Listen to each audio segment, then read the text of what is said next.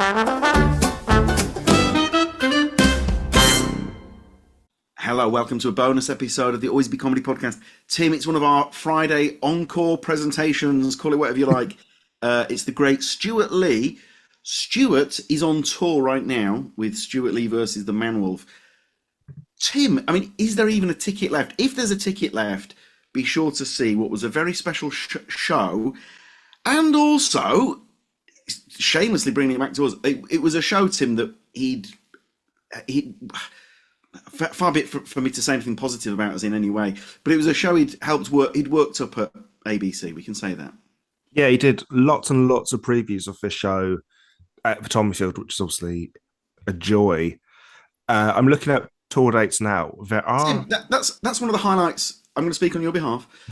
Oh, yeah. That's one of the highlights of our, I was going to say career, I'm going to say life. I mean, Stu run that amazing show. Oh my God. It was like this. Look, if you love comedy and you run a comedy night and Stewart Lee is coming to your night to work up gear, I mean, what's the old line? Stick a fork in me, I'm done. Is that from Friends? Is that a Friends gag or a Simpsons? I can't remember what that's from, but it's. I mean, yeah, Stewart Lee is. If there is one comedian who properly made me obsessed with comedy, it just has to be him. Just is him. If you ran a music gig and the Beatles were dropping into running some new stuff, it's that sort of thing, isn't it? Absolutely. And yeah, I'm looking at these tour dates now. A lot of these tickets are gone, but he's doing a residency at the massive Alexandra Palace Theatre. He's doing 1, 2, 3, 4, 5, 6, 7, 8, 9, 10, 11, 12 individual shows at the Alexandra Palace Theatre, which is outstanding, beautiful venue, and that show especially is going to absolutely fly in there. Stu has said this before. With when he does these runs at certain places, when you actually add up the ticket sales, it is the equivalent of we're talking O2, aren't we? Absolutely, yeah, very much so, very much so. I think Leicester Square Theatre alone, he does it for essentially like 3 months or so. Oh, so yeah, way exceeding O2. In fact, Tim, if it's a pure accident, I've accidentally stumbled upon something that he actually talks about on this episode about how he would play. Yes. Oh my God, of course. Yes. This is one of our very first episodes. This is episode 3, believe it or not. This is the most nervous I've ever been on any episode ever. And at one point I was so nervous that I asked Tim a question, like Tim was the guest, because my brain just short-circuited. But if someone who is your hero and has been your hero since you were 15 years old, if you then are, oh man, even thinking about it, I'm making myself nervous. Yeah, but I would say since then he's done the night so many times. I think you'd be less nervous now. Oh yeah, I mean, I hope. Well, you never grow. I think you never grow out of it. It's when you meet certain people. I'm actually blushing at the memory. When you meet certain people, I think you are transported back to that age, maybe when you first. I'm going to explain.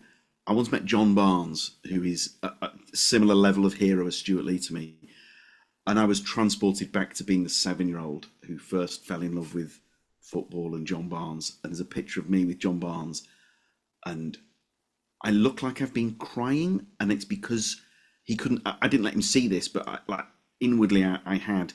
So I've got like a red face and very moist eyes. Wow. And I think with Stu, it's the same sort of thing. I'm back to being 15 again. But yeah, Tim, we are. Yeah, as you can probably tell, we're fans. Oh yeah. You know what though? He was such a great guest. Oh my God. Well, he's just always got the most unique and original opinions on pretty much everything. I think he's an amazing public speaker, and that I'll watch him do interviews on pretty much anything. He's got such a wide range of interests, and I think, yeah, he is a superb guest. I loved having him on this. We've talked about original thought a few times recently, and Stu is essentially the king of original thought. Yeah, absolutely.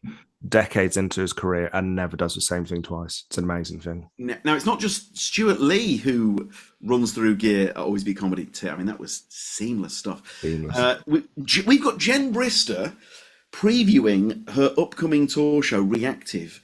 Check this, it's this Sunday, and Jen has had to move the start time to, drumroll, 12 noon. Oh, yeah. Oh, yeah. Mate, I told one of the staff members at the Tommyfield last night that you would probably have to get a train at 10 o'clock in the morning to go and do a comedy gig. It was Yvonne. She really was laughing her head off. It is peculiar. Pre-lunch. Yeah, pre-lunch. So if you like the thought of comedy and brunch, Tim, you can have brunch at the Tommyfield. You can have brunch at Tommyfield. You can have lunch after the show at a very civilised time as well. Have brunch before the show. If you're still hungry, have Sunday lunch after. So it's 12 noon this Sunday. That's unusual. It is unusual. But hey, and we hope you enjoy it. Tim, I mean, could this pave a gateway for more 12 noon shows? I mean, I'll be honest with you, I doubt it, but you never know. You never know. Look, it's our first ever 12 a.m. show, 12 p.m. God, it's noon. It's at noon. I can never work that out. I used to I emceed a few shows at a private. I won't say which one. At a private members club at a similar hour on a Sunday. I think this was more like 11 o'clock in the morning actually, and it's the closest you will feel as a comedian to feeling like a medieval court jester performing to some sort of like Henry VIII figure who's ringing a little bell. Make me laugh, Thankfully, we don't. Do you know what? Somebody said last night, Tim, about the vibe, how special the vibe. We had a double show last night, Bill Bailey and Josh Pugh. I mean, talk about a 1-2. But somebody said last night about how special the vibes are. And the whole night is structured on vibes. And both Bill and Josh had it. And somebody who's played a huge part in bringing the vibes is Jen Brister. And if anyone can make a 12 noon show work, it is the great Jen Brister. Tim and I have done this Encore show today with Stewart because we were like, it's Thursday and we've both got separate deadlines for stuff. And so we didn't have time to do the intended show that we had planned, right? We're human. And Tim, if we're not careful, this intro is going to be that long that we may as well have just done a new episode. Yeah, and that's, yeah, absolutely. You know what? That's on me. Who else we've got coming up, Tim? We've got Mike Wozniak. We reckon both might be sold out by the time this comes out, but Tuesday and Wednesday, the 14th and 15th, Mike Wozniak's new show is quite literally spellbinding. We've also got Red Richardson, a work in progress. Talk about an original thinker. His angles, I'm in love with his angles. Monday the 20th of October, and then Tim, Jin Hao Lee, Sarah Keyworth, Ella Steele, Thursday the 23rd of October at the Tommyfield. So look, there's all this and many more. Please visit alwaysbecomedy.com/tickets. And in the meantime, here he is, the maestro's maestro, Stewart Lee.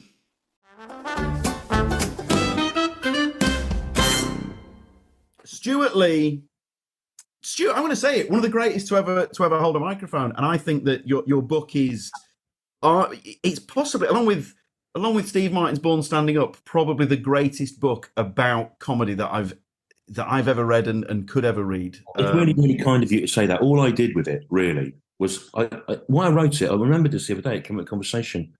I really liked Dave Allen when I was growing up, and I know that in the 80s he had. Kevin Day wrote for him, a few other people wrote for him. But I couldn't understand how he was able to develop what feels like a very modern stand-up act in the 60s and 70s when there wasn't really a space for that in Britain. And I didn't know whether he wrote all his own stuff, whether it was kind of adapted traditional jokes, whether he had people helping him out. And a biography came out, and I thought, brilliant. And I read it, and none of those questions were addressed or answered. They were all about him playing golf with Jimmy Tarbuck, how many wives he had, what sort of car he drove. And there was nothing about the nuts and bolts of stand-up. And I thought, what a missed opportunity, because that guy was brilliant.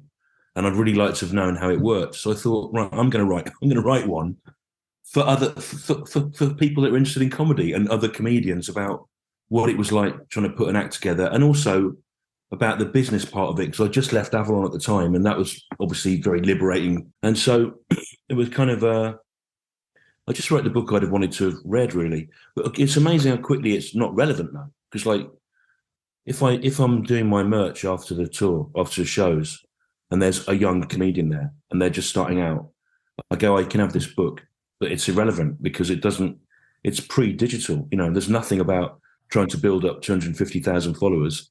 And there are things saying, try and live it cheaply in a squat or something and get a temp job, you know, and they're just irrelevant. You can't live cheaply, and you have to try and, you have to try and get loads of followers to make people think that you're doing well. And there's such a massive more amount of people doing it now than there were even 20 years ago. But if you want to read a book about how you could do comedy if you wanted to travel back in time, 1989, like, you can read it. It's irrelevant now, a lot of it. You know? I'd not even thought of that. And the whole follower thing is fascinating. A TV producer told me recently that, you know, they go to comedy nights and they'll see an act that they think is brilliant and they know would do a great job on the TV show. And they put forward the comedian. And it's often people, you know, Stu, Tim, Artec, people that I think would all love. And they go, I know this person's great. I just saw them roof a gig the other night. And the first question they ask is, how many followers have they got? Yeah, well, I've sidestepped that by having none at all. Like, I've got none. But my agent actually says it's difficult. You know, the reason you don't see me on getting funding to do certain sorts of things is because my popularity can't be measured in an easy way, you know, off the back straight away like that. But yeah, I mean, it's difficult. But all those people that have got lots of followers, it's hard, isn't it? Because you have to sort of create an online personality that interacts with people. That if I did that, well, the thing is, the character of me, it wouldn't be online anyway. Yeah, sure. So it doesn't make sense. I can't do it. You know, it'd just be saying it was rubbish and not as good as when people had to write letters or something. You know, so, yeah. But then you've got to be careful as well, because, you know, say with online gigs and you're appearing in people's homes, or, you know, the say TikTok and Twitter, then there's that thing, that line gets crossed and people think that they know the real you. And then that opens up a whole portal of fresh problems, doesn't it? And there's context as well. I mean, one of the nice things about your club is it exemplifies this idea that room above that pub and the way you run it, it somehow feels, and the camaraderie of the audience and the people that are on the mailing list and whatever, they feel like they're in a little secret gang. And it's like, what happens at Always Be Comedy stays at Always Be Comedy. You feel that you could take risks in that room, and you could assume that the audience would understand what you meant, because it feels like you're amongst friends in a friendly atmosphere. And that was a great thing about someone like Frank Skinner, can make a whole stadium of people feel like that. It's got that vibe, you know. But we run the risk of losing the context, don't we? And the comedy, a lot of it with stand-up, it's about making the people in the room feel like you're taking them into your confidence or saying something to them that you wouldn't say to someone else. But that we can't control where that ends now, you know. And that was the thing about those, when people were saying to me, do Zoom gigs, I thought, well, you know, I don't know where the stuff ends up, who's going to see it, what concepts it's going to be in, how's it going to be clipped, you know. It's sort of weirdly the opposite of what is good about stand-up sometimes. Total agreement. You could have a 10-minute routine, and then someone can slice 10 seconds out of it completely out of context, and then that bit makes you look like some sort of gibbering lunatic, you know. You know, to many people in Britain, I am the man who said that people that voted for Brexit were cunts, right? But I'm also the man that before that did a lot of stuff complaining about the complacency of the Remainers who didn't understand the rest of the country. And also what was funny about calling them cunts was that it looked like I was about to say something reasonable about how we have to understand that they feel disenfranchised due to the failure of trickle-down economics or whatever. It's completely not just saying they're cunts, right? Of course. But that sentence has flown entirely free of its moorings. And when the right, for want of a better word, want to like run me down, they go, well, he said that. I did say that, but I said it as part of a fucking 2-hour thing. It's not like but I don't care because they are cunts. But that's not the point. Now the point is it was contextualized, and you lose track of it, don't you? You know. There's that great Norm Macdonald bit, and it's a 10-minute routine about Hitler owning a dog. I don't know if you've seen it. Right. And then there's the whole point of the bit is there's a line where it's like, what if Hitler's dog could speak? And because dogs, you know, have unconditional love, and he uses the line, Hitler is amazing, Hitler is the best, and then he pauses and goes, "You see, context is important." Yeah, yeah, that's really good. Yeah, that's funny because that keeps happening with that little Scottish lad who made his dog say "gas the Jews" and Zeke Heil and everything, and loads of like liberals, including myself, actually went out and defended it and went, look, it's in the context of it being a joke. There's this. Then he bloody joins UKIP, doesn't he?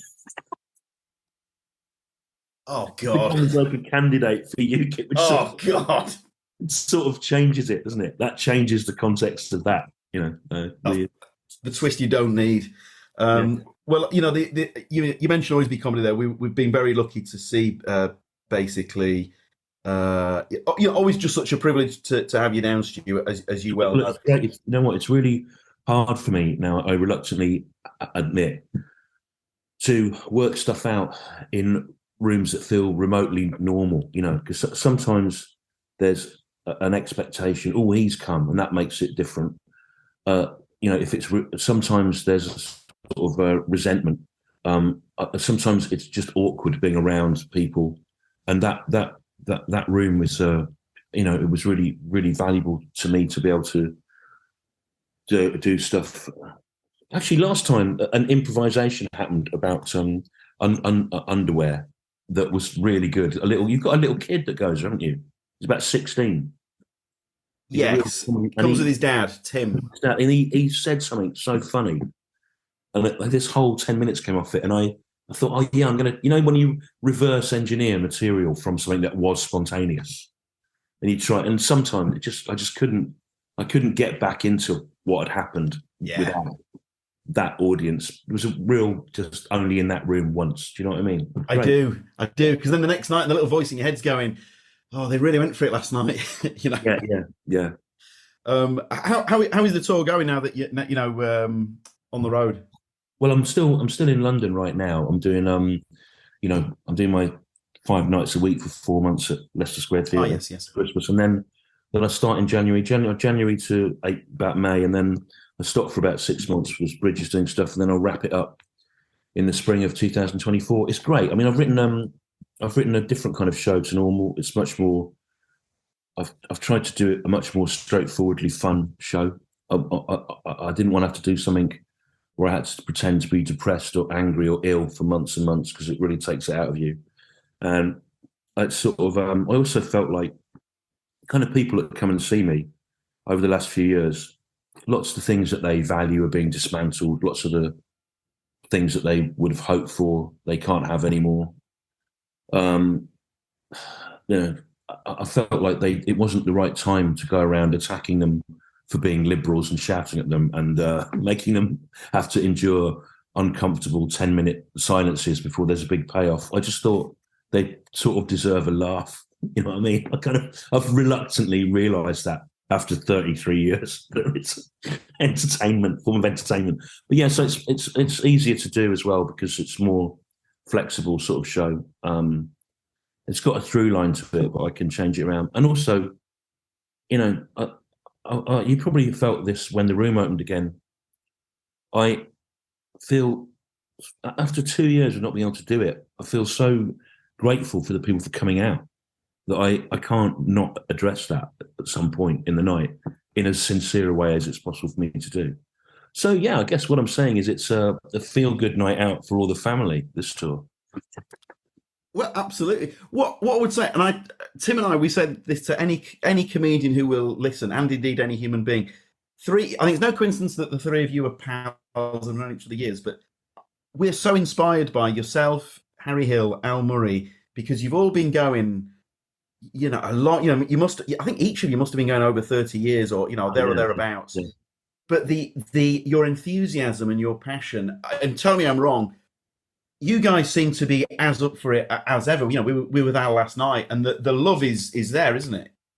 Oh yeah. Well, I mean, I think we're privileged in that we were around when stand-up became a sort of viable thing, alternative comedy. I remember the first time I saw Newman and Baddiel in a theatre. They did the Cochrane Theatre off Holborn, which holds about 500-600 people, and I thought, this is insane. It's out of control. I can't imagine that people would do this size rooms. And then, of course, it ended up people doing stadiums and stuff.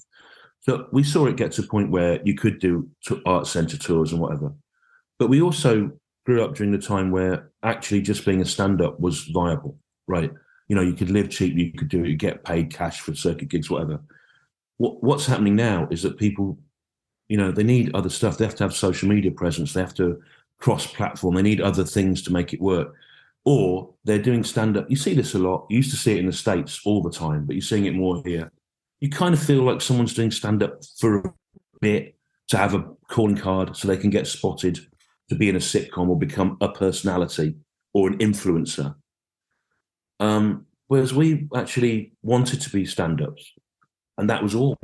And I didn't do it to get to something else, you know, and I know Harry didn't either. Al has got his drum business that he does as well, you know, but I mean, that was really it. And we were lucky that the economics of the time enabled us to think like that. Also, I mean, we also came up during the 90s when people started to write long form shows like an hour and stuff like that, and people hadn't really done that. I mean, Sean Hughes really was kind of one of the first people to put together an hour that had a through line, about 92, 91. And then, but it would be difficult to do that now because, you know, you'd have to live in a capital city. You'd have to do gigs all the time to get that good. And it's just much more expensive for people. So we have got the passion and we do like trying to get better at it. But we were lucky that we were born at a time that allowed that, you know. And it means with the three of you, you're always coming up with, you know, you mentioned there about changing the format of the show compared to previous. But I sense that the three of you, you're always trying to come up with new ideas. That, you know, the creativity just falls off you. Harry Hill's got a new bit. Maybe you won't thank me for burning it, given he's on tour. But he's got a bit where he tells an anecdote and then sings a recap about what he just told you in the anecdote. I mean, it's absolutely. I think he sings it to the Crossroads theme tune. Well, you know what? You just reminded me that he's on. I've not been able to see this tour so far, and yesterday I took a poster of him to the Framers from 1993, where he's still got hair, which I might give to him or keep. I don't know, but I will go and see this tour at some point, and I'll take my kids, to see Harry Hill, in the same way as I took them to see Bob Dylan, right? And I kind of think it's amazing that they are alive at the same time as this talent. You know, I think he's one of the absolute greats, and I don't think people really realise how good he is, because I think, at the risk of sounding, I think the comedy connoisseur snobs probably think that he's this light entertainment guy from those clip shows. And if they were to see him live, they'd see he's absolutely one of the all-time greats. And and then the mainstream audience go along, and I'm not sure that they quite know enough about comedy, a lot of them, to realise what he's doing, which is basically, it looks like light entertainment, but it's insane. I mean, it's just in a song in a paddling pool or something with a full band behind him, you know, it's brilliant. And what I love about him as well is that he's always, I feel with Harry, and he I think he'd blush at all this, but I feel like he's a comedian 24 hours a day. So even when he's not on stage performing, he's invariably creating stuff. So apropos of nothing, I like guffawed at the memory. I know that Harry, in his spare time, got a block of wood and carved out the Nolan sisters. Yeah, he does. For no reason whatsoever. And one thing he has, an ongoing project he has, and I don't know if people know this, is he remakes famous films shot by shot with whoever's around. Yeah, he's got a version of Pulp Fiction that he's done, which is the same, but with just whoever was on the tour with him, playing all the different characters. Are you serious? Yeah, he's done it for a few films. My admiration's... No one sees them or anything. My admiration's somehow gone up another couple of notches. That's incredible. So now, sure, are there any tickets left for the tour, Stu, when you hit the road? There's some, yeah. I mean, the London run's sold out, but I'm at the Royal Festival Hall in June, July for 6 nights, so you can still get them for that. Then, yeah, I mean, so I expect most places you can probably get some. I start on the 21st, Chichester, and I go through to the end of May. Well, I've got a website, you can have a look. I mean, I try to I try to put on enough dates that the tickets don't end up in the hands of touts being I try to, you know, it was a great one actually where Salford had sold out Keys about a week, and all the bloody touts that the government won't do anything about got in there and were putting the tickets up to 300 quid and whatever. And then I just put another night on and the whole market collapsed. And I really was really pleased about that. So yeah, you could probably manage it. I mean, but it's weird that, you know, I go back to the same places and more people seem to come every year. So, you know, but the problem with me is there's a kind of glass ceiling on it, which is that I'm not just someone, you know, standing, shouting lines into the darkness. I have to kind of interact with the people. I have to try and make that night special. And there's a kind of cap on it. It's not necessarily about size. Like Salford Keys is playable, and that's about 2,500, 2,000. But it's a well-designed room. But that big arena in Glasgow, they put me in there once. It's just not playable to me because I can't hear them or see the whites of their eyes. Also, with my hearing problems, arenas, they just sound like, the laughs sound like waves breaking in the distance to me. So I kind of, I have, that's why I end up doing, you know, in Oxford, I'll do like 10 shows in the Playhouse rather than 2 in the big one, because it's just doesn't feel right, you know. And I like to be able to get a vibe going in a room and talk to people and hear what's happening, and I just can't in those big rooms. But it's good, really, because people have a better time, you know. But it means I spend more time away than I might otherwise do. Yeah, but, sure. I mean, you know, there's no substitute for if I run this show in for 3 months, 5 nights a week at Leicester Square Theatre. Most of the shows are great because not down to me, just down to the fact that people like being in a 400 odd seater room that feels like a nightclub, and then by the end of it, you've kind of really got it in there, you know. I mean, also you've said before, if you, not in a self-aggrandizing way, but you said, given the amount of nights you do at Leicester Square, you could easily do the O2, couldn't you? But you'd rather have that, as you say, that intimacy, that feeling of playing in a. Well, I mean, if I'm doing 7 shows at the Royal Festival Hall, what's that? 3,000? I don't know.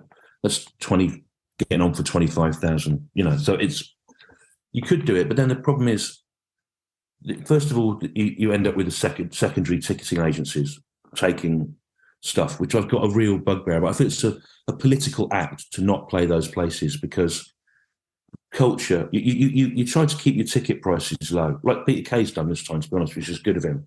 This is supposed to be an accessible art form. That's one of the things about it, isn't it? It's supposed to be cut to the bone, and you can do it, parachute it into different places.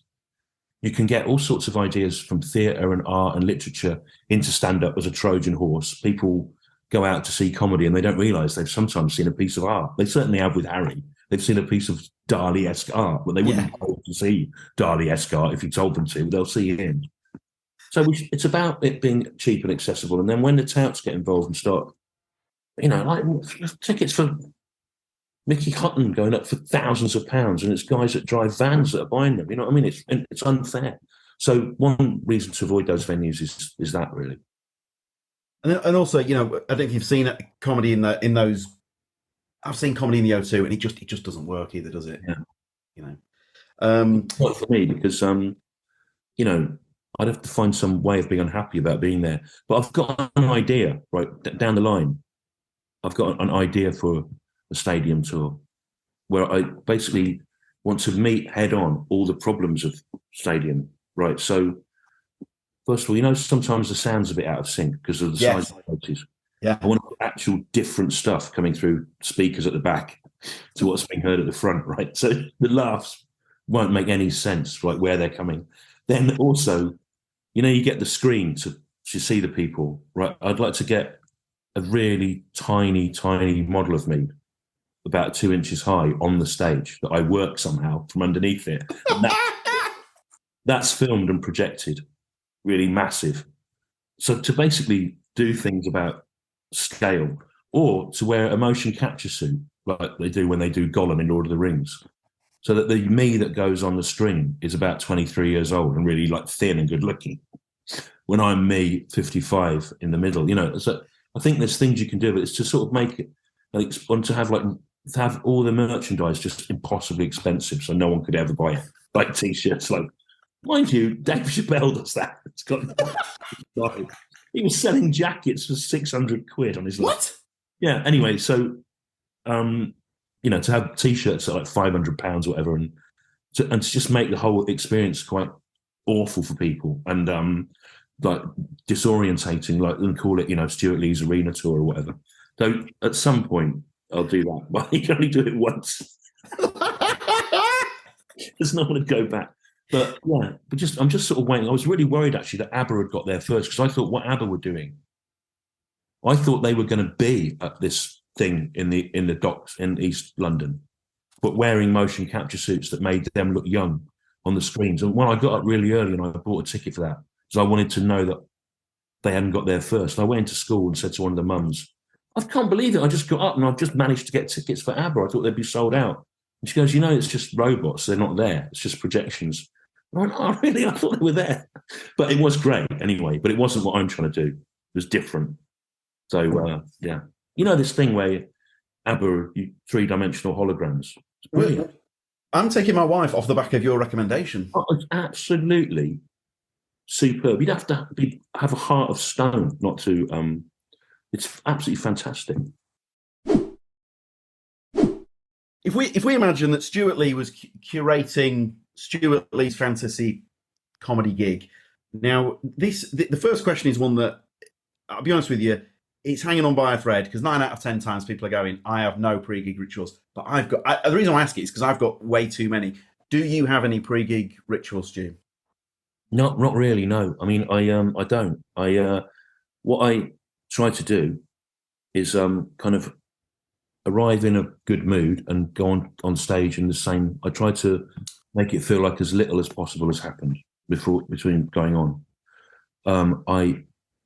30 years ago, I used to have a pint before I went on. Now I don't have anything.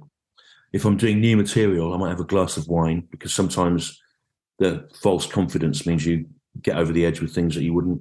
But no, I don't do anything. I normally just sit in the dressing room and I read or something until the moment I'm supposed to go on. I have toured with people that have incredible pre-stage rituals. I mean, I toured with someone who literally did a ritual, like a kind of like a voodoo act would do. In fact, in Edinburgh once, I was on back to back with Ram, this voodoo group from Haiti, fantastic blokes. And before they went on, they lit a fire on the floor and put rum on it and it burned, and they all danced over it and had a real bond, And I thought they thought it was funny that I just walked straight on. They couldn't speak English and I couldn't speak Haitian, but we worked out this thing one night where, in Edinburgh, often people are like hurried into rooms and they don't know where they've gone and whatever. So everyone was in my room waiting for me, and I got them to go on, right? And they went on, these 20 blokes in like little loincloths and things, banging drums, doing this voodoo ritual for about 2 minutes. And then in front of my audience, and then I came out with the Fringe program and showed them that they were on later. They went, all right. And the audience are really worried, because you could conceivably do that in Edinburgh, couldn't you? Go into the wrong thing. And it was great because they really got the joke. They understood what was happening. And but a lot of them, about 2 weeks in, some of them hadn't worked out that there wasn't a curfew in Edinburgh, because there was a military curfew in Haiti at the time. They didn't really know you could go out like late at night. And they just kind of figured it out. Then they were fucked for the last 2 weeks because they'd gone insane. Sadly, a lot of them were killed soon afterwards in a political demonstration back in Haiti, I remember. But there was, so Ram, the voodoo, what I'm saying is Ram, the voodoo band, have literally a pre-show ritual, but I don't. And I suppose by keeping it as normal as possible just means that, not that you would, but then you're not getting in your own head. You're not overthinking things. You're just keeping it as normal as is humanly possible. Yeah. Although it is different. What I found, if something awful has happened or you're bothered about something, I can shut that off now and just do the show. So now your opener, someone who's also played Always Be Comedy, a true hero of comedy, the great Kevin Eldon. Yeah, I mean, when you asked me about this, I thought of two things. I thought, what act would I like to see? And also, would it be nice backstage? And Kevin's one of my best friends. He's got one bankable act on the circuit, which is his poet character, Paul Hamilton, which he's been doing about 30 years. He writes about one sentence a year for it. Me and Simon Munnery think it's hilarious, the slow gestation of the act. It's much funnier now because he's like, it's about an arrogant sort of North London poet who's not very good but thinks he's brilliant. And the older Kevin gets, it's funnier and funnier because he still thinks something's going to happen or that he's brilliant. And he's just that. Though I absolutely love that act. And when me and Munnery watch it, we love spotting when a new word has come into it. It's about every 6 months, new word, or sometimes a whole new sentence. But it's pitch perfect. Every bit of it is pitch perfect, and it never gets old. It's brilliant. And then obviously it would be fun to have him around backstage if he's not too busy being a goblin in Lord of the Rings or whatever he's doing at the moment. I think he's in Lord of the Rings now. His career is just, he's the kind of guy that when you go on IMDb. Yeah, you just marvel at the stuff he's done. Are you reminded? Oh yeah, he was in that. Well, I'm trying to make a film about him. I made a film with Michael Cumming from Brass Eye and Toast about 3 years ago about a band from Birmingham, and the next project is about a house in North London, which in the early 1900s was occupied by a famous Scottish folklore writer. In 1950 was occupied 51 by Val Doonican, the Irish light entertainer.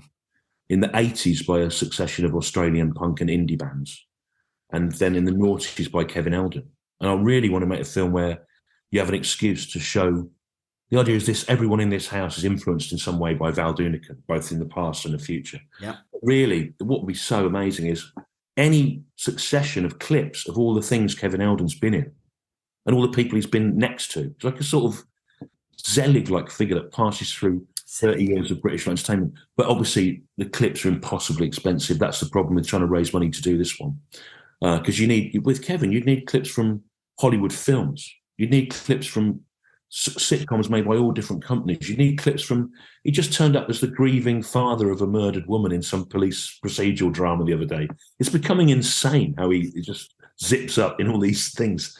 So that would be, you want to pepper them through it. And so it would really be a film about him, but it's kind of becalmed him looking for funding at the moment. Am I right in saying with Kevin as well? Because I've chatted. I think I said to Kevin, what a book you could write about your life and career, and he's sort of got no interest. He said he's all about, and maybe this is part of the reason for his longevity and varied success. But he says he's all about looking forward rather than looking back. He likes a quiet life as well. I mean, it stresses him out performing live, which is a shame because he's absolutely great at it. But I think that's partly why a lot of the characters he does are very precise, or they speak very quickly, or whatever. He's trying to get out, get through it, and get off. The great musician as well, of course. That's another thing. He's got he did 2 John Peel sessions in the 70s. You know that when he was in a punk band. Yeah, I know they never got signed, but it's kind of like he's even done that, and it's so weird. Does he mind talking about the old stuff? Is he happy to talk about it? Yeah, I think so. Yeah, I think so. But he's sort of, he doesn't. Well, he's a Buddhist, he's Zen, isn't he? Just stressed Buddhist. There's an ex-footballer I know, a guy called Dougie Freedman, used to play for Crystal Palace and a few other clubs in Scotland. But he's one of these footballers that cannot stand talking about his playing days. So he says that fans will come up to him and go, "Do you remember that goal you scored at Sunderland in April 2004?" And he just looks them in the eyes and just goes, "No." And so with Kevin, I'm always mindful of that, I suppose. Yeah. That I guess the problem is people come up to me and they quote some line at me like, "Oh, the fish has gone to hospital." I go, "What?" And they go, "Don't you remember that? You did this routine in Cardiff in 1992 when you said that." I can't remember it, but unlike that footballer, now I try to really talk to everyone that wants to talk to me until they want to get away, really, because I feel so grateful for people for coming back to the theatres after lockdown. I mean, I must say, when Kevin came down, I was I didn't do it, but the teenager or the person in my early 20s that still exists somewhere in my head, to not bring up Rod Hull was really difficult, but I managed it. That was a funny accident. I mean, Rich would tell you the same, Herring, that we used to write these Radio 1 shows on the hoof back when Radio 1 had spoken word comedy. It seems bizarre now. Yeah. And Kevin suddenly arrived at about 8 o'clock, and it was live at 9 o'clock. This is what I think happened. And he was supposed to be being Rod Hull, and he went, "I don't know what he sounds like." And I think Rich said, "Just do a high, stupid voice or something." And then, so it just kind of came out of him not really knowing how to do Rod Hull. And then I guess that suggested the idea that the man wasn't really Rod Hull and was a man pretending to be him. A lot of things that people remember fondly were sort of accidents or mistakes, you know. That's like absolutely extraordinary. I mean, is that maybe that's like the old adage of doing your best work at ramming speed? You know, he's got an hour, and then he's just come out with this iconic bit. Yeah. Right, wonderful. Right, so I would say the gig is off to a flying start. Yeah. And then in the middle, my God, the absolute greats, and talk about being a laugh off stage as well. But Bridget Christie. I have to flag up personal interest. It's the mother of she's the mother of our children and my wife. But I you know, I mean, she's got some great. But the bit I'd wanted to do would be the aunt, where she, you know, before she became sort of tied in explicitly for a period with ideas of sort of feminist comedy. She had this sort of breakthrough thing where she was an aunt complaining about people expecting ants to talk about certain things if they were on stage. And obviously it was all about how it doesn't seem conceivable now, but it wasn't very long ago. And she is one of the people that helped break the mold.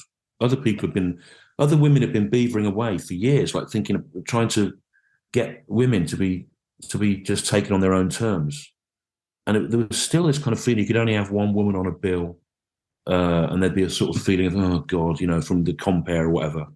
Now you could go and there'd be 4 women on a bill and a man would be on. There'd be like 5 people, and it's not. No one even really notices. But like 20 years ago, that would have been, what is it, lesbians' night or something? You know, it was insane. So it's just she was just there at the point where the wave broke, really, and now it's not even an issue in the same way. But when she did this ant thing, it was funny because it was always a fight because a lot of audiences didn't really get it. And I do like watching things that are a struggle. I especially like watching someone dressed in a homemade ant costume trying to get the idea across. So yeah, but again, that's also partly for the gig and partly the backstage would be fun if it was people you knew, you know. But yeah, she's written well, she's been working for years on a comedy drama for Channel 4 that'll be on at some point, I think. And I think that'll be a really big deal for her. But yeah, so Bridget doing the ant, put that on.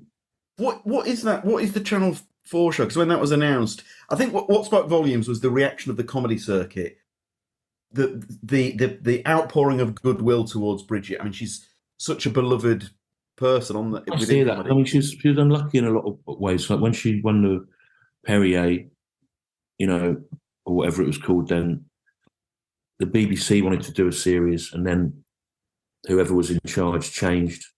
The same thing happened somewhere else, and it happened. Basically, that happened 3 times that people wanted to do things, and then the heads changed. And what that meant was she never filmed the stand-up she was doing at the time because people were saying, "Well, we'll use it in this series." So she went from being this thing that was about to break through to someone who wasn't really documented for about a decade. Meanwhile, I think a lot of people walked through the door that she'd helped to open, you know. And but what she's written now really suits her age and the point of her life that she's in. So in a way, she rationalizes it and says, well, it was really good that there was this sort of delay because writing a thing about menopausal women really suits her now as a menopausal woman. So yeah, it's funny. There is a lot of goodwill to her, isn't there? Which is odd because she's married to me, and there's people who are irritated by me, I think. I think it was only, that's the other thing. I think it was only a a hindrance to her that she was married to me, because I think I was considered significant around that time, and I think people would focus on me at the expense of her sometimes, you know. Right, wonderful. Closer. Kevin McAleer. I mean, whenever I see Kevin McAleer, I end up on the floor. I find him so funny. I was watching him at the King's Head in Crouch End once, and I fell off a chair onto the floor. I fell off a chair onto the floor. It's the most. For people that don't know him, he's a Northern Irish guy, probably in his late 60s now. But he basically tells a long story in a monotonous voice with incredible deviations and sidetracks and stupid details in a tone of baffled puzzlement at the world, which he regards as beneath him in some way, even though he's clearly incapable of understanding very simple things. I think he's an absolute genius, and you'll find stuff of his online if you want to look for it. He's got a little farm that he runs, and he doesn't seem that. I don't know. Is he driven? I mean, he writes about an hour every 10 years, and tours it round everywhere in the tiniest places in Ireland. The first time I saw him was actually, you know what? Me and Harry was in the audience before I met him. It was at the White Horse in Brixton, and the bill was me and Kevin McAleer. I was opening, and Kevin McAleer was on. Kevin used to show these slides of owls and just talk about them as if they were his family, pointing at them really slowly. There's a film of him doing it on Saturday Live, and he holds his nerve. It's like 1988 in the face of booing and catcalls, and Ben Elton throwing him under the bus. Actually, Ben Elton obviously thought it was a bit of a weird act, and so does the thing that comperes must never do, which he sort of, well, let's see what you think of this kind of introduction. Do you know what I mean? Like, not my problem, distancing himself from it. You know what I mean? And he's so brave that he doesn't speed up or change. Then he did the other half hour just talking about how people used to make their own entertainment in the old days. But he's absolutely fantastic, and it's a sort of, I think it's a great loss that he's not much better known. And this isn't some person where I'm saying, oh, you should see this, it's genius. And what is genius about it is that it is a critique of the genre, or it subverts things or whatever. He's just absolutely fantastic. And I hope I can see him again soon performing, you know, brilliant. And then I think I'm right in saying he's in Derry Girls as well. Oh, yes, of course. Well, actually, what he does in Derry Girls is the weird uncle. That's basically what his act is like, you know, and he's just talking like that for ages. Yeah, he has got a bit of a second wind from being in Derry Girls, yeah. So I wonder what happened there. Maybe, I wonder if the creators were fans and wrote the part for him. Yeah, definitely, because he's massive in Northern Ireland, you know. Yeah. In fact, he lives in Derry. Well, Derry's his nearest town. That's where I meet him, and I meet him whenever I go there and humbly listen to him in awe after the gig. I'm always absolutely thrilled to meet him. Is he happy? Is he happy with where his standing is, or would he like to be bigger? Because no, he seems to be. I mean, he seems to he likes his life. Yeah, he seems to be happy. Yeah. So I've done that with guys before. I've said, oh, you know, hey, my opinion, you should be blah blah blah, and then they're like, I'll just stop you there. I'm actually pretty happy with where I'm at. You know? I know, yeah, but everyone gets that. You know, I get it off my family don't really understand a lot of them what I do, and they make a sort of concerned face and say it's a shame you've not been on. Have I got news for you? You know, so it's just. Well, they go. Someone at work is a fan of yours. They were very impressed when I said I was related to you. So, you know, there are people out there that like you. He always goes to see your shows. Seen about 3 of them. There's that old bit of yours, and it's the nurse. Is it a nurse? You're at hospital, and the nurse goes, comedian. Well, I've never heard of you. Yeah, I know. While I was having a endoscopy, that was. You know what's weird is that really happened to me.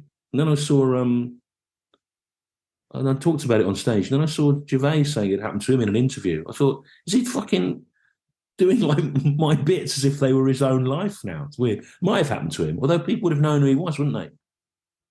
If it was him, people would know. If he was having an endoscopy, people would have known who he was. I don't know. Maybe he did. I don't know. Who knows? Now, the MC, another absolute icon of comedy, the great Simon Munnery. Yeah. Well, everyone in comedy knows he's one of the greats, and no one else has heard of him. He'd be a good compare. For years he was best known for these really high concept characters he did. Alan Parker, Urban Warrior, was like what you call woke now, but he was like this really politically correct, committed guy, and you kind of loved the character and you wanted him to do well at the same time as him being ridiculous. And then he had the opposite of that, which is this sort of fascist character, A League Against Tedium, who was clearly an ineffectual man with a tiny penis who wanted to believe he could be a fascist dictator, a bit like a lot of the sort of people that perform at Comedy Unleashed. And in real, and then he in that character, then he suddenly just started doing himself, and he's very good at himself as well, which I never thought he would be.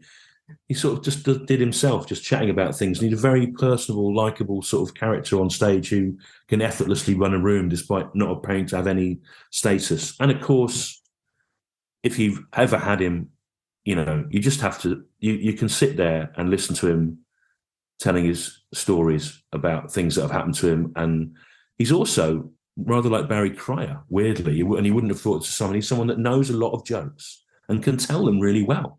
The sort of jokes that Ivor Dembina knows, the sort of jokes that Barry Cryer knew, like old kind of pub jokes. In fact, when I got married, we had a very small wedding because we didn't have any money at the time. And there's about 50, 60 people there in total, 50 people. And there were a lot of old relatives sitting around tables.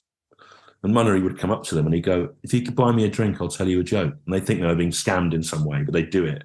And then he would tell some old joke, but brilliantly, and make it last about 10 minutes. And they would all be in hysterics, all these old age pensioners.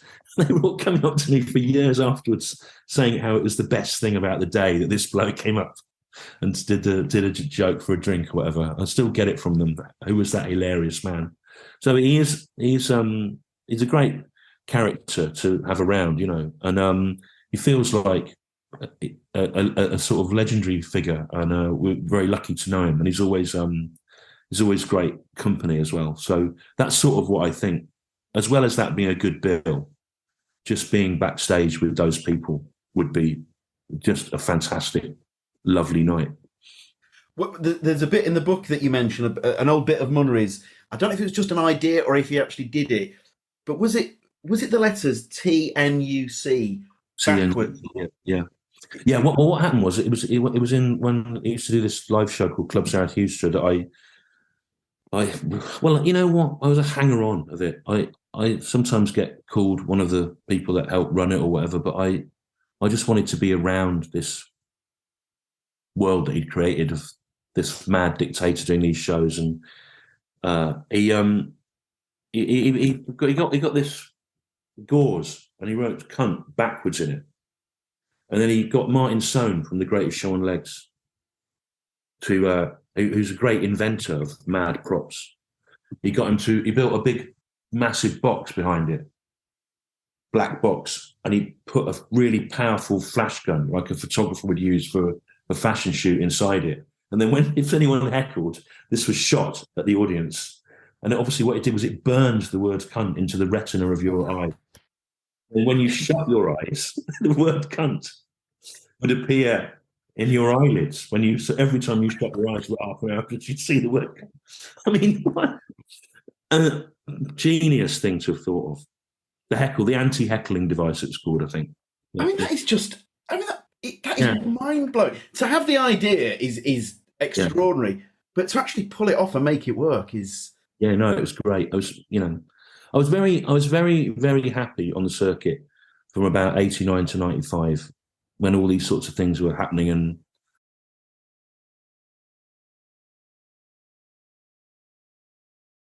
I think in retrospect, people look back very fondly on the telly shows I did with Richard Herring, but I missed, I liked being on the circuit 5-6 nights a week, seeing different kinds of people and living or dying by that. And I kind of, it's weird now. I mean, I'm really lucky to be able to do these big theatre tours, but you don't have the fun of encountering all these different people night after night. You live in a sort of vacuum. Last night, the tech was telling me actually about how many young comics have been into the show in London. I had no idea that anyone was seeing me. In Edinburgh this summer, I determined I was on my own there for 2 weeks and 2 weeks with the kids. And the 2 weeks that I was on my own, I just went to see anything, go into any free fringe show that I walked past, or just to try and reconnect with that side of it, the people. But it's weird for me because I'm a bit like I'm the teacher that's gone to the teenagers' party or something. If I turn up, hi everyone, ruined it, hasn't it? Hey everyone, that's great. Oh yeah, music stops. I really enjoyed that. Yeah, who wants a drink? I'll get them. Creepy, innit? Disgusting. It ruins the night for the young comics if I turn up. Well, that was great. Yeah, what's your name? I remember doing that in 1957. Sort of in the 50s when I started, we used to have to. There weren't any women weren't allowed to do it then, of course. It's a really bizarre thing. The problem is, I'm not old enough for people to go, oh, great, get him a chair, listen to what he's got to say. Oh, brilliant. I'm in this middle ground. Just embarrassing, like someone's with dad's friend or something's come and made everyone uncomfortable. I think I'm going to say, I'm not saying this, but like, I know Harry Hill still pops up on mixed bill nights, and he does he loves seeing the newer acts and what have you. I think I can assure you, if you were to, and I know you can still do this, but if you jumping on at mixed bill nights, I think those emerging comedians, that would mean a great deal. I've had a long time really of not knowing what to say to anyone as well. I think I might be better at it now. I'm kind of trying to reconnect with the world because I've just spent a lot of time going around in a van, with a coffee, listening to records, which I like. But yeah. Maybe when it's all over, I'll do that. Is it ever overwhelming when someone says what you mean to them? Yeah, it is, but I understand it in a way that I didn't, because in lockdown, it's happened a lot after lockdown. People come up and say that watching comedy, or me specifically sometimes, was a really big deal for them during this period, or that someone has come with them tonight who's taken the place of the ticket that their dad, who was a big fan, bought, who's died or whatever. And I understand it because there were things during that period that were a really, really big deal to me. Like when Bob Dylan just suddenly released this 18-minute track, Murder Most Foul, at the darkest point of lockdown. And it was this beautiful meditative piece. It just came at a point where, for me as a fan, I felt like he'd given us this gift, and had gone, here you are, look, you weren't expecting this. It's not been trailed, but so I do understand it, and I get it a lot now. I didn't used to be able to cope with people talking to me at all. I used to keep my head down, and I didn't like it. But in the summer, I had the kids with me all summer because Bridge was filming. I said to them, right, we're going to have to get over this. I made them both come and sing at the Royal Festival Hall, despite there being 2 C words in the show and my daughter being 11. I thought they should understand that a lot of people came to see me. They couldn't believe it, really, that it was one night, let alone 6. And then they understood when we were going around film festivals all summer with the film or Edinburgh, they understood why people come up and talk to me. And because they knew, I didn't feel so stressed out about it because the kids were with me. And then afterwards, the kids would give me a really funny little rundown on it. Daisy would go, "You didn't handle that one very well, Dad. You should have said this." Or they kind of got me out of myself, really. And they laughed at how inconvenient and difficult it is for me to talk to all these people. And then now I can cope with it. And also, I think it's important to get it off your chest sometimes. I saw Robert Wyatt from the drummer from Soft Machine going along the street in his wheelchair in Edinburgh once. And I thought, you know what? There's one particular Soft Machine song, Moon in June, BBC session version that I listen to all the time. I thought I'm just going to tell him how much shipbuilding and a lot of his records have meant to me, because I bet it probably is nice to hear. And it was nice to hear. And what was great about it as well was he went, "Oh, we always watch your stuff." So oh my God, that was good. But I think I had an English teacher that was a real big deal to me at school, Bob Mellowish, and he got cancer last year and he died in January. And I just wanted to make sure that I got in and saw him before he died, just so I could say what a help his work had been to me. So I never think it's because I feel like I should do it to other people. I do understand it now when people say it to me. Often I think they think I'm someone else, so they mix me up with someone. They're saying how much they enjoyed, I don't know, whatever, but yeah. I love TV burp. Sorry, mate. Yeah. Totally the wrong guy. We're on the home stretch. Now, your top incident, it concerns Incognito. Oh yeah. Well, there's a lot of discussions on about taste and stuff now and what you can and can't say. And I think ideally in a comedy club you can sort of do anything because the audience trusts you. And here's an example of Cognito doing this. About 30 years ago in Chiswick, in a comedy club in Chiswick. Cognito was doing a set. He'd arrived. He hadn't been there for the start of the evening. There was a guy in the audience with some kind of learning difficulties who kept involuntarily shouting out just noises and sounds, you know. And we all knew that because we'd seen him come in and we were working around it. But Cognito had just turned up, was doing his act. And as far as he could tell, there was just someone going and stuff like that at him. And no, and then he was going, "Well, you shut up." And he was having a go at the bloke, right? And everyone was like really deathly quiet because it was. Then Cognito realised what was happening. And what he did was he made the bloke the focus of the next 20 minutes. And would complain to him every time he made a noise. But from this sort of angle being that Ian hadn't understood what was going on and was making it worse. We knew that he knew what was going on now. So two great things happened, right?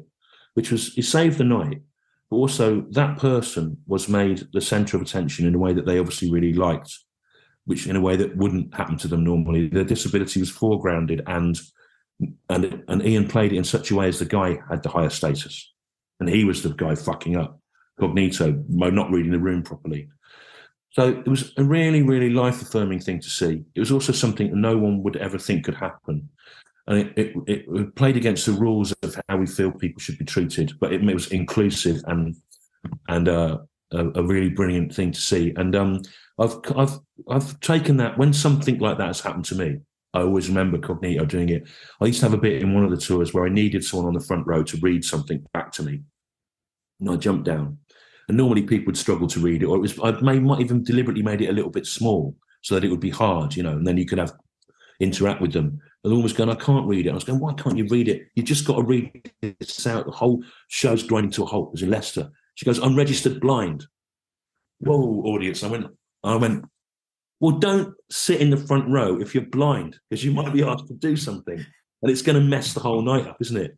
And then it was all became a thing all night that we could do. And she always comes and we always talk about, I basically let her make the show, you know, and there's loads of things you can do and you'd never think they would happen on paper, but there's loads of things you can do like that will work, you know. But yeah. And that, you know, yourself there with that example and Ian, that comes with experience, that's being masterful at the craft, but then also compassion, but also making it funny as well. I mean, it's high wire stuff. I really hate picking on people in a room. In fact, last night it went a bit wrong. I was trying to do something with a guy about his t-shirt, and he didn't really go the way I wanted it. But I would rather that let the people that I'm interacting with win. You know, I like to set them up for things that will give them the laugh or make me look like I don't understand what's going on. I'm quite happy to do that, and because actually it works, because the character of me is desperate to have status, you know, and it's good when it's taken away from him. And I think, I hate the fact that people feel nervous about being talked to in rooms, and I understand completely this comedy venue that all the anti-woke lot were laughing with Joe Rogan about, where people can wear a badge saying "Don't talk to me," because it would be my worst nightmare in a way to have to be got up for something, or whatever. People don't understand what that can be like, but you just try and make it feel like it's inclusive, unless they start on you. Also, I know it doesn't work for every act and every persona, but one of my favourite lessons about comedy is I can get some of my biggest laughs when I'm the idiot. I react and paint myself as the fool. I just did some warm-ups in Salford and chatting with the crowd. Someone got one over on me. You get to do that faux walk away as if you're the buffoon, and the rookie mistake is to shut that. Shut up, you idiot! I'm the comedian. Whereas with experience, it's there's big laughs in taking the punch. All people remember is that they went away and had a laugh, not where it exactly came from. But I like the fact that there's a degree of neurolinguistic programming you can sort of do to mean that the laugh that could have been yours is handed to the punter. You can kind of cheat it some ways. You can ask a kind of a leading question that they'll be able to give a smart answer to, and Yeah, absolutely. Was there the Ian answer beautiful for moment you'd like to recreate? Is the one that you'd like to forget that must never, under any circumstances, happen at this dream gig? Well, the thing is, right, some really bad things have happened on stage, but in the last 10 or 15 years, I start to think they're happening to this person that is a comedian that isn't necessarily me. I got John Bishop seems to like me, and he asked me to be on the one of the Teenage Cancer Trust things at the Royal Albert Hall. Now, I'd done it before when Noel Fielding had programmed it, and the bill was all freaks like me and Garth Marenghi and whatever, and it was fine. But I did it, and it was a much more mainstreamy bill, and most of the audience either didn't know who I was or disliked me. I was called on, and I noticed that everyone else had at the Royal Albert Hall, they'd been up on a screen behind the thing, but the screen shut down when I came on.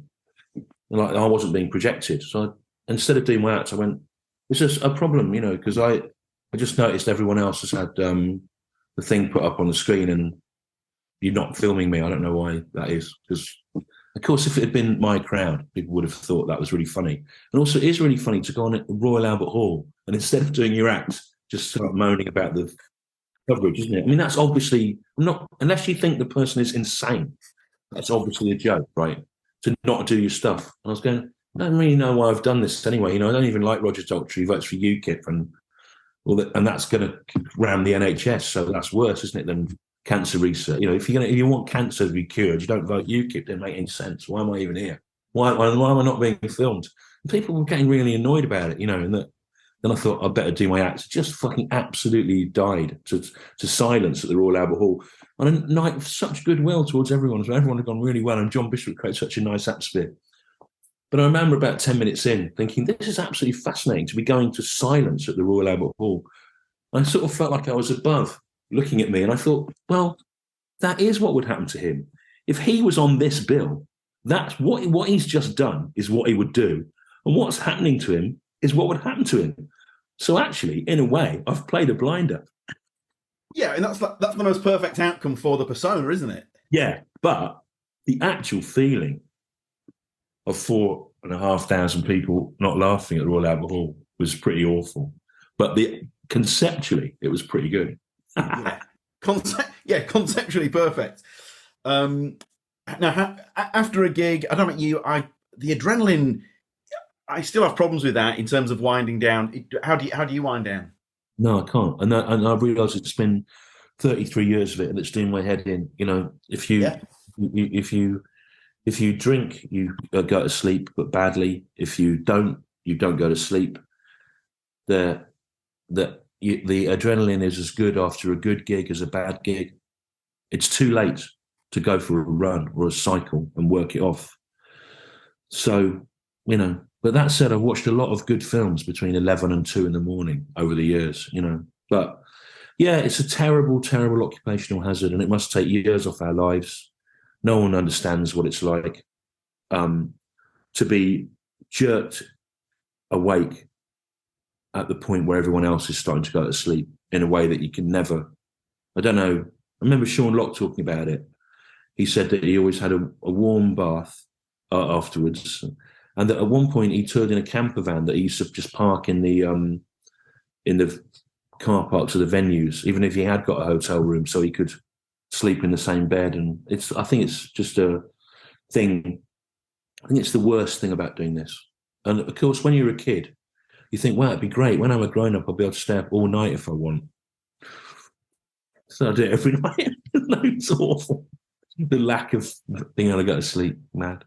So yeah. I've watched about 500 Italian westerns, which most people haven't done because they're asleep. I've done that. Take that as a plus. Yeah. I have to listen to this thing called, I don't know if you've heard of it, it's ASMR. I have to listen to it every single night to get to sleep. It's just a straight. It's like there's a woman called the ASMR psychologist, right? Woman in her 40s or 50s, and I have to put my earbuds in. I mean, my wife sort of made peace with it. It does work. I don't know if you want to give it a try. It does work. Yeah. But the fact that you're saying that after all these years makes me think that I think I just have to accept the fact that I will be the same. Maybe I just need to. I think, Stu, I need to get into the Italian spaghetti westerns in that case. Yeah. Good. Relaxing. Stu, I cannot, on behalf of Tim and myself, and indeed everyone at Always Be Comedy, I cannot thank you enough. That was thanks for having me in your gig and in your podcast. It's been great. I hope you enjoyed talking about everything comedy related there. Yeah, it's great. I'm nice to mention all those people. They can listen to it when I die, and they'll know that I thought they were great. Stu, best of luck with everything. We hope to see you in the flesh again soon. So, all right. Thank you so much, mate.